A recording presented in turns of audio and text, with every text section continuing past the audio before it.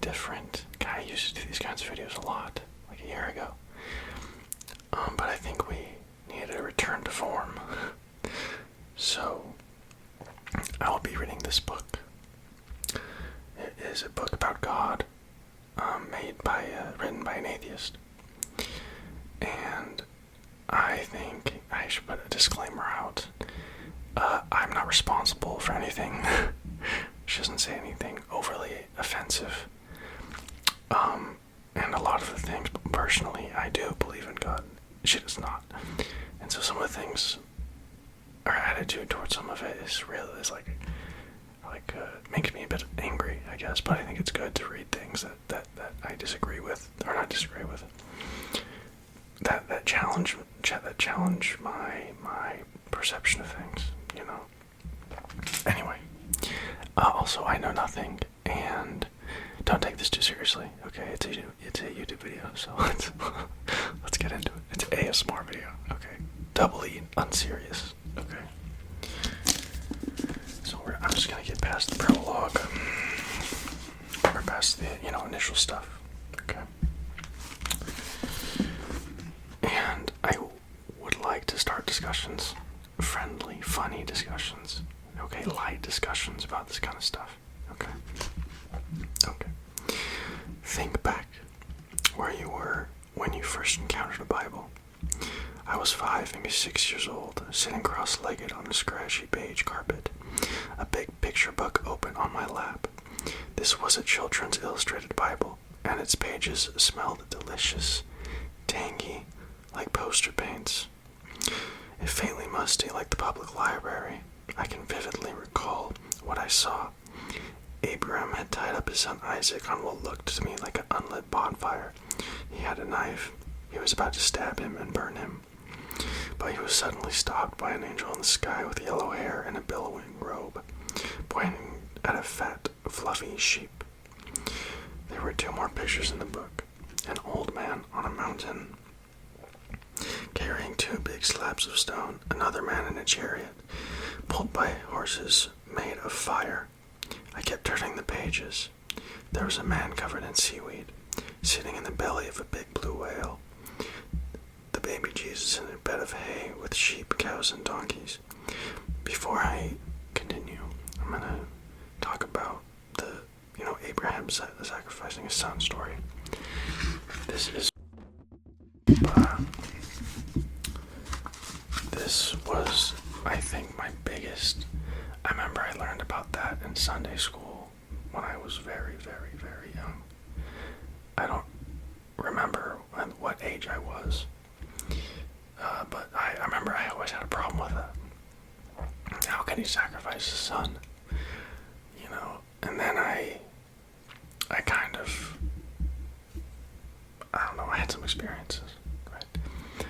And it was kind of like it depends on which, this is a really contentious and loaded topic of discussion, so I'm trying my best to dance gracefully through this, but from what I understand it, okay, and I am not a Christian scholar, okay, Abraham perceived God as the most important thing, more important than his son, and I remember, I haven't read the story in a long time, but it was difficult for him to bring himself to do it, right, and he didn't, do it eventually, but I remember thinking, like, oh my gosh, would my father sacrifice me because God just told him to, right? And I think, that story could be, completely, like, metaphorical, right? Like a kind of unwavering, blind devotion to God, right? And I think that's kind of what it's about, It doesn't really matter, like, this is what I get from it, right? It doesn't matter what God tells you to do, you do it, And that is something, like in that, I would not sacrifice my son. You know, because I don't have that faith, you know? Like, I don't, like, I wouldn't, I'd be like, if this God is making me sacrifice this child, I don't know if this is the God I want, right? But, I think there's more to understand about that than I do, right? And I think there is a place and there's a certain set of circumstances that would put me in that place, you know? And, like, if you knew it was God, you know, and not like a bad spirit or something, right, telling you to do that, would you do it, you know? Like, you kind of get what I'm saying? Just a question. No statements here. I'm a fool. Let's go. Let's keep going. Okay. The baby Jesus in a bed of hay with sheep, cows, and a donkey crowding round to look at him. A woman twirling scarves as she danced in front of a head on a plate. I briefly stopped and stared at the picture of the man nailed onto a big wooden cross. He was covered in scratches, blood trickling down the side of his face. I've never believed in God, but religion has always intrigued me. As I grew up, it was everywhere, pushing its way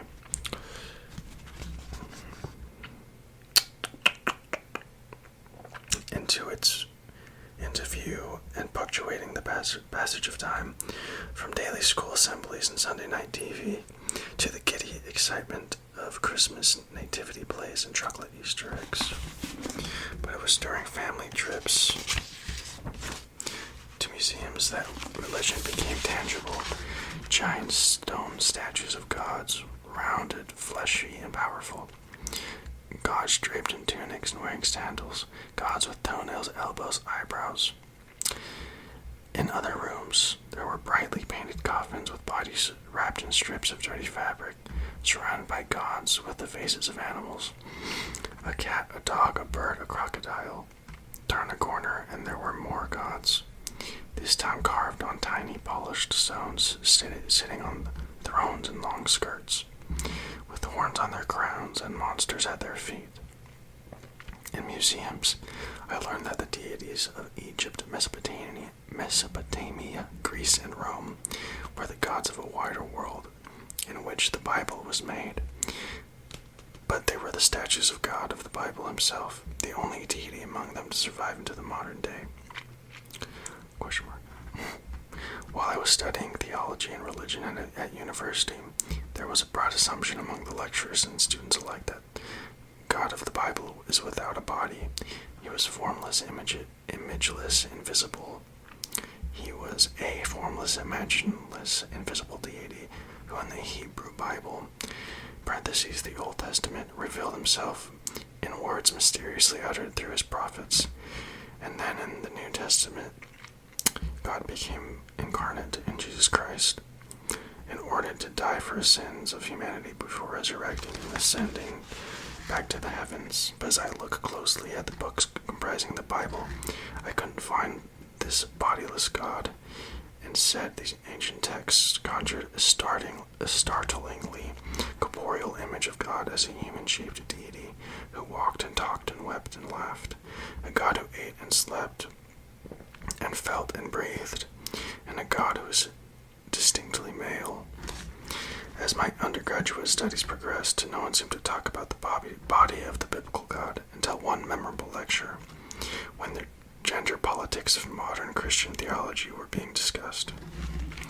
I was excited to discover that feminist theologians had long taken issue with the maleness of God in the scriptures, and yet it soon transpired that the way in which both feminist and traditionalist theologians proposed getting around the sticky issue was to insist that God couldn't possibly have a sex or a gender because God didn't have a body. I vividly recall protesting in the question and answer section at the end of the lecture, but lots of the biblical texts suggest that God is masculine with a male body. The problem is that God replied the professor, a highly respected Christian theologian, as a man of a cloth. The only problem arises when we've taken the Bible's descriptions too literally. He went on to explain that those troublesome biblical portrayals portrayals of a corporeal, masculine God were simply metaphorical or poetic. We shouldn't get too distracted by references to his body, he said. To do so, he claimed, was to engage too simplistically with the biblical texts. Apparently, we had to look not just at the texts, but through the texts to engage their theological truths. I know she's probably going to go on to, bash this concept, but some Bible stories I do not get in, not even just Bible stories, we'll say myths, right? I know that's wrong to say, I guess, but they're, if we look at, Greek stories or Egyptian stories or Buddhist stories, or, I know lumping all of them all together might be offensive, but there's definitely a that kind of pattern, right? And I will have an event happen in my life, and I'll think back to that story and be like, oh, that's what that story was talking about, And I remember, as a child, reading stories or listening to Sunday school, and that doesn't make any sense. All this is bullcrap, But then years later, having something happen in my life that kind of puts the puzzle together in that particular thing, right? Anyway, let's keep going. Everyone else in the room seemed remarkably content with this approach to the God of the Bible. But I found it deeply frustrating. Why should I look past the clear image of God as a gigantic man with a heavy tread weapons in his hands and breath as hot as sulfur? A God who took on a monstrous sea dragon in a physical fight and won. A God who has walked in his heavenly garden and in the cemeteries of his people. A God who stripped a woman naked and offered up to be gang raped and mutilated. Oh my God. A God who sat on a throne in a temple, enjoying the aroma of scorched animal fat as he waited for his dinner. A God now who only had children, but who willingly and willfully offered up his beloved son to be killed as a sacrifice. How could I not be distracted? That is there's a lot of negative there. A lot of negatives, a lot of negative energy in that. Wow. Just wow. I have nothing to say about that.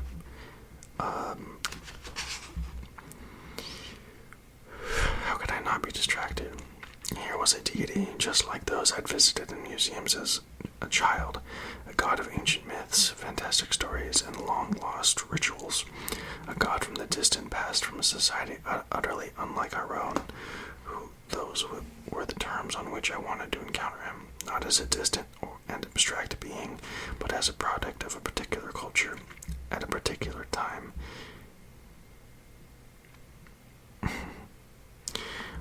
Made in the image of people who lived then, a god shaped by their own physical circumstances, their own view of the world, and their own imaginations. So here is the divergence in, atheism and theism, or, about polytheism. It doesn't matter really, right?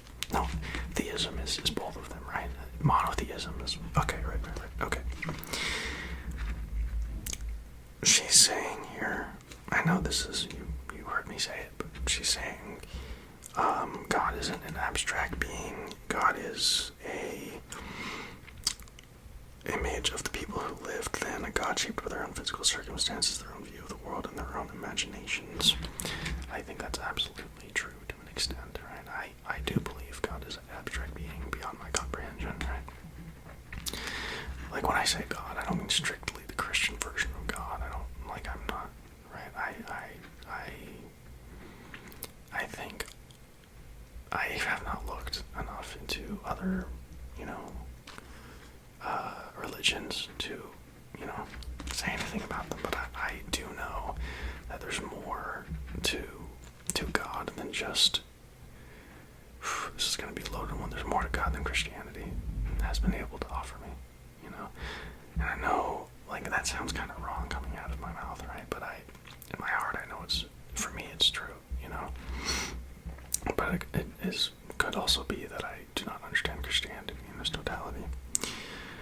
Okay. And that being said, I do define myself as a Christian, sometimes. Anyway.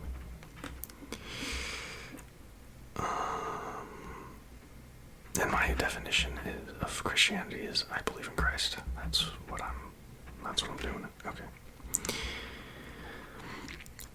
Sitting in that lecture hall, it seemed to me that this potent figure had somehow been theorized away and replaced by the abstract being with whom we are more familiar today. A God celebrated in our cultural rituals, invoked by politicians and celebrities, and praised every Sunday on TV. A God to whom many of my peers and lecturers expected me to be answerable, whether in this life or the next. A God whose supposed decrees have shaped our own society, social and cultural conventions about gender, sex, and mortality, about power and class, about life and death. And it suddenly dawned on me, everyone else in the room, my theology professor included, was censoring the Bible, sanitizing its deity of any mythological, earthly, or unsettling characteristics. I was disappointed by them and disappointed for them. This is also a problem I've had with personally Catholicism, is the idea that God can't be ugly, that's not, I know that's blasphemous to say because it's not true. Catholics don't see it that way, but I take back what I just said. I think a lot of times when I ask questions to a Catholic authority about something, about like how could God do this, right? How could God let this happen? Right? There's usually two responses I get. It's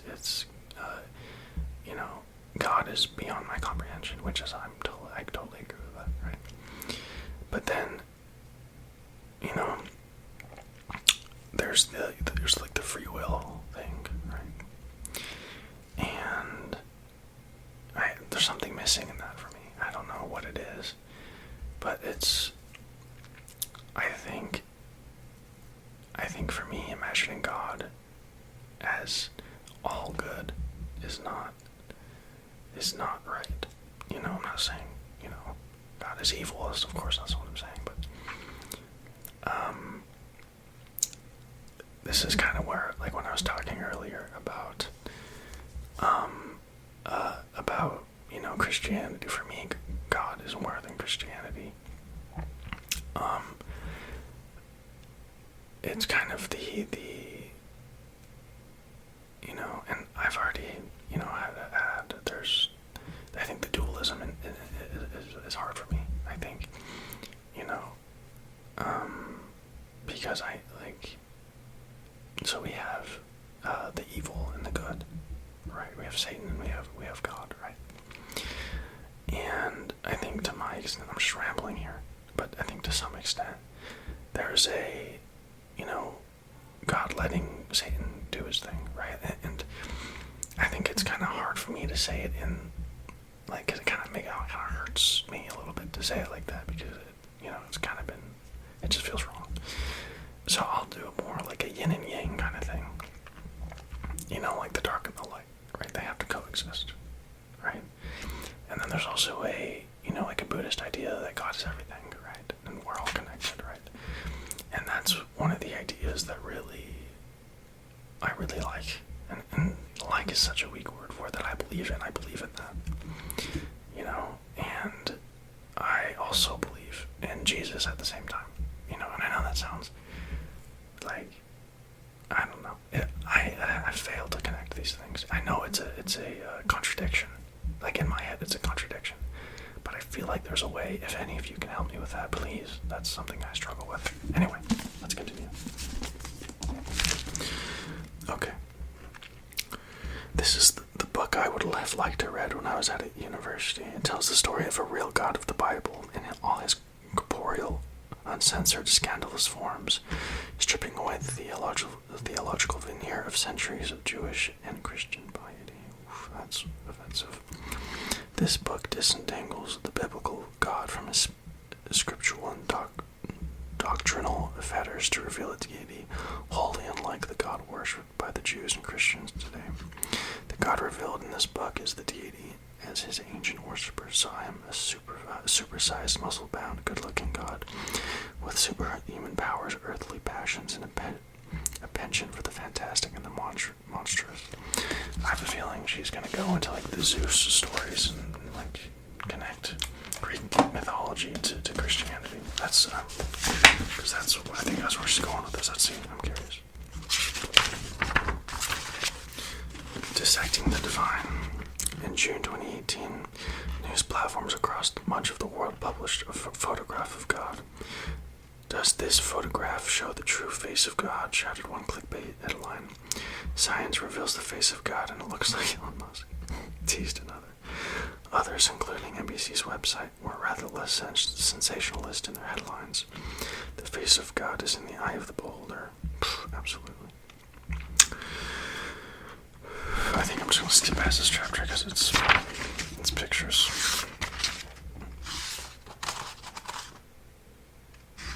Oh no, it's marked. Okay. It's a picture of a combination of all the... it's just a picture of a person. It's a picture of a guy. Okay, some of the faces were androgynous in appearance, while some were more feminine and some were masculine. All the faces were gray, like a black and white photocopy, but some were lighter skinned and some were darker skinned. Some faces were expressive, some were seemingly blank, but each face was a canvas onto which the experiment's participants were free to project their own assumptions. The results were averaged out and used to create God's Ephit. Unsurprisingly, the study revealed that in the U.S., God is made in the image of a white American man. Psychologists and social anthropologists have long understood that a very heavy dose of cognitive bias underlies the construction of a divine in human societies. While modern studies like these conducted at Chapel Hill can tell us something of the psychological and social processes underlying this tendency, this is hardly news. Over 2,500 years ago, in the late 6th or early 5th century BCE, the Greek intellectual and adventurer Xenophanes of Colophon had already arrived at a similar conclusion. I think that replacing B before Christ with before Common Era is so weird to me. It's like, what happened? Why did you start counting it again? I get it, it's it's supposed to be a more secular thing, but it's it feels inaccurate. It seems like lying a little bit. Anyway.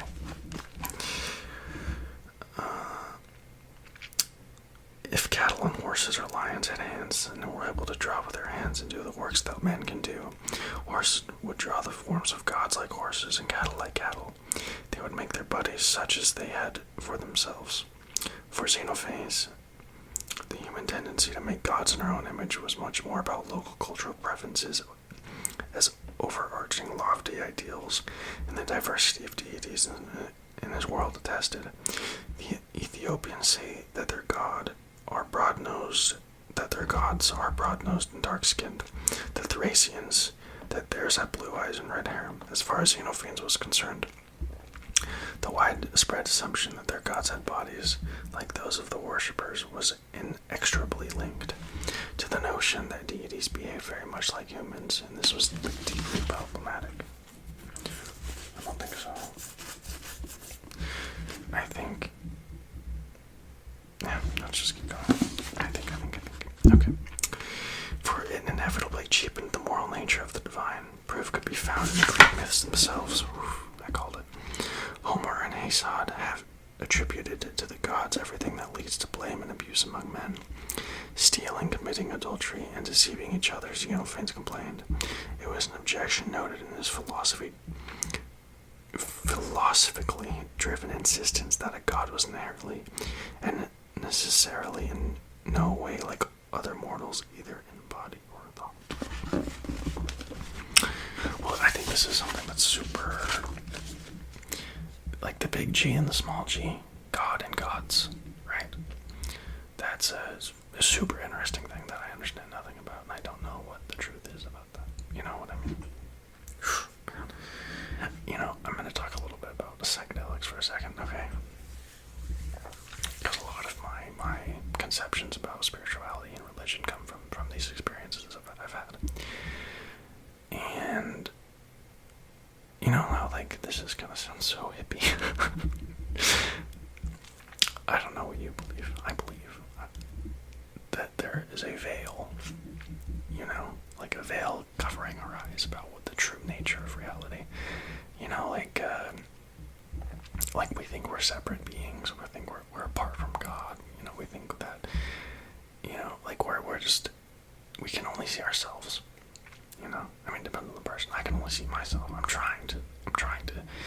You know, I think it's not even about empathy for me. It's like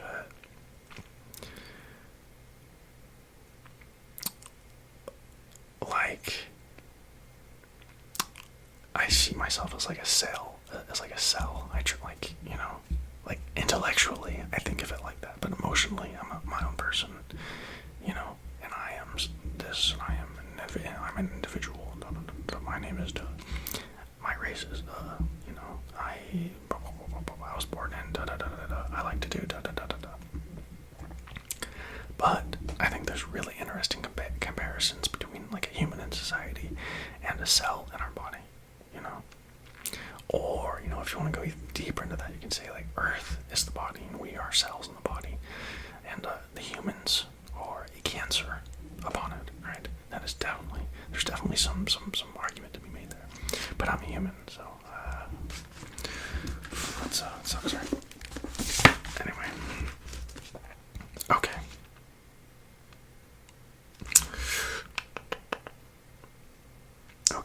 For it inevitably cheapened the moral nature of the divine.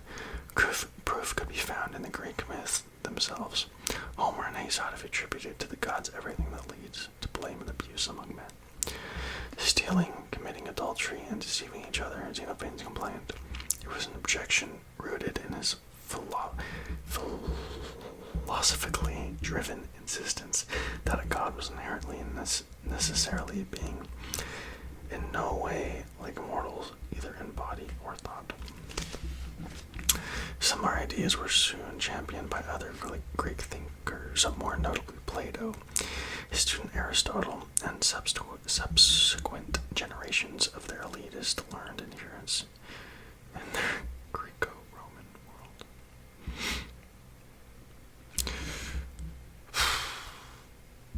You know, it's kind of, she definitely has a bias. You know, it's kind of funny. It's like she's pointing other people's biases out while being biased. I mean, I guess every human, I do that. I am that. That's funny. Okay. Who theorized that the divine power ultimately undergirding the universe and everything in it was necessarily without a body, an incorporeal, invisible, abstract principle, force or intellect wholly beyond and distinct from the material world. Not that these rarefied views had made such an impact upon the religious lives of ordinary folk, whether they were schooled in philosophy or not, and no matter the deities they worshipped, most people living in the Greco-Roman world continued to envisage their gods as corporeal beings with bodies shaped like their own, much as they always had. But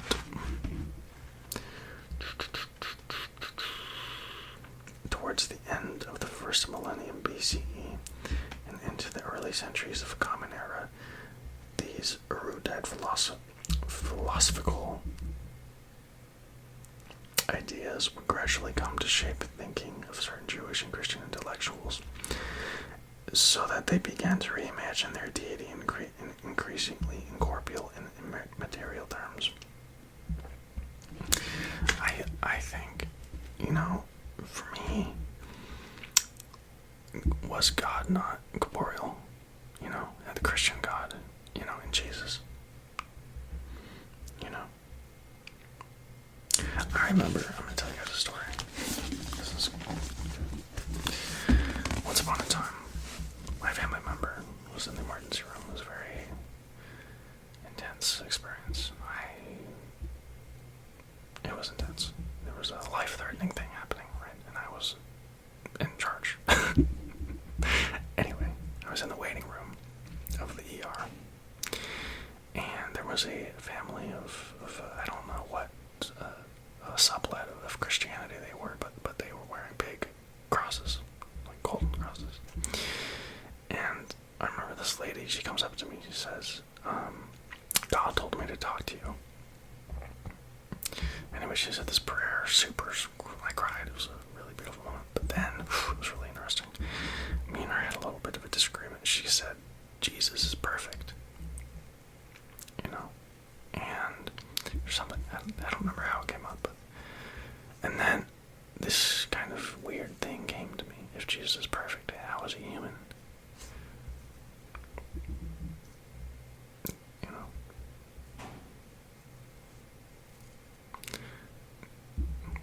That is, I don't get that. I don't understand that. If you have an answer to that, please. I would love to know. I'd love to know.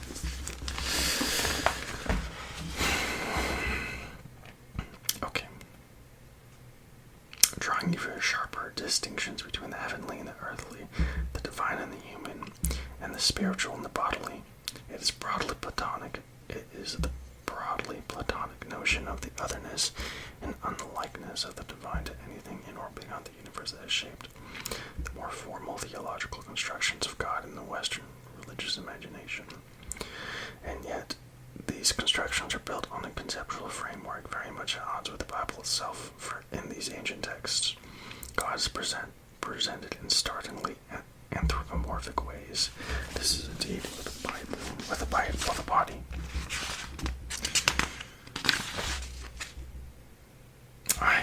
This book is making me uneasy, not gonna lie. And I remember I read a bit of it. I'm gonna start reading it now. I read a bit of it a few years ago, or last year, I think. And I remember it was really hard for me to sit through because she has a very negative opinion of, you know, like this whole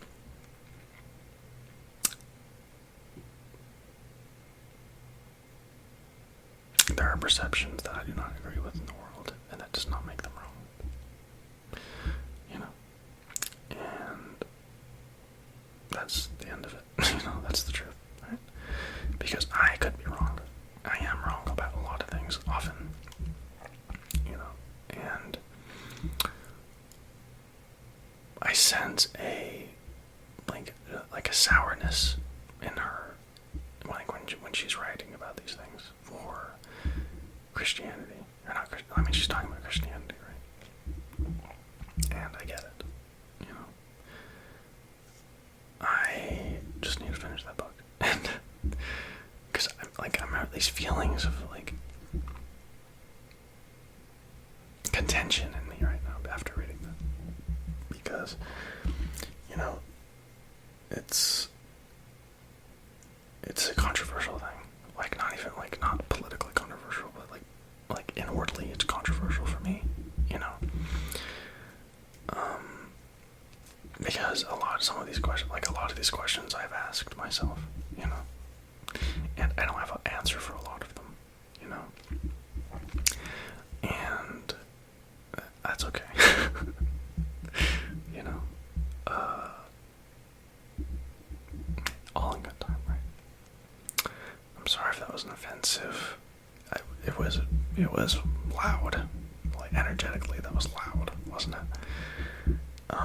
But the truth in it, she was speaking from her heart, right? And there was a little bit of negativity, right? But truth is not always a positive thing, you know, not always a positive force, you know. Well, there's this quote I like.